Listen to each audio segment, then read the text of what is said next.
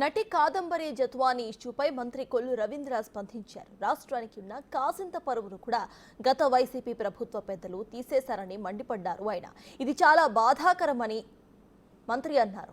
అయితే బడా వేత్తలను కాపాడుకునేందుకు మాత్రమే ఆమెను మరింత హింసించారని అన్నారు. ఆయన ఈ ఇష్యూలో ఎవరున్నా సరే వదిలే ప్రసక్తే లేదని మంత్రి తేల్చి చెప్పారు. అప్పుడే పైకి వస్తున్నటువంటి ఒక ఫిల్మ్ స్టార్ని కాదంబరి అనే ఆవిడని తీసుకొచ్చి రకరకాలుగా హింసించారని చెప్పి పేపర్స్లో చూస్తూ ఉంటే చాలా బాధ అనిపిస్తూ ఉంది. రాష్ట్ర పరువుని ఇంత దిగజార్చారు. నేషనల్ లెవెల్లో ఆల్రెడీ అన్ని రకాలుగా కూడా దిగజారు. చివరికి దీంట్లో కూడా దిగజార్చినటువంటి పరిస్థితి చూసాం. దాని మీద పూర్తి స్థాయిలో ఎంక్వైరీ జరుగుతోంది. దాని మీద డీటెయిల్గా వాళ్ళంతా కూడా వర్కౌట్ చేస్తున్నారు.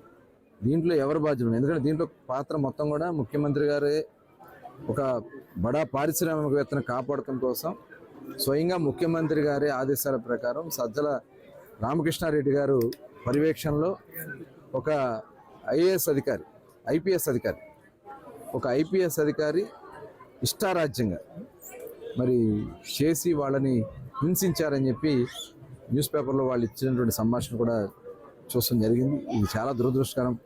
రాష్ట్ర పరువుని అన్ని రకాలుగా దోచుకున్నారు, అన్ని రకాలుగా ప్రజల్ని ఇబ్బంది పెట్టారు.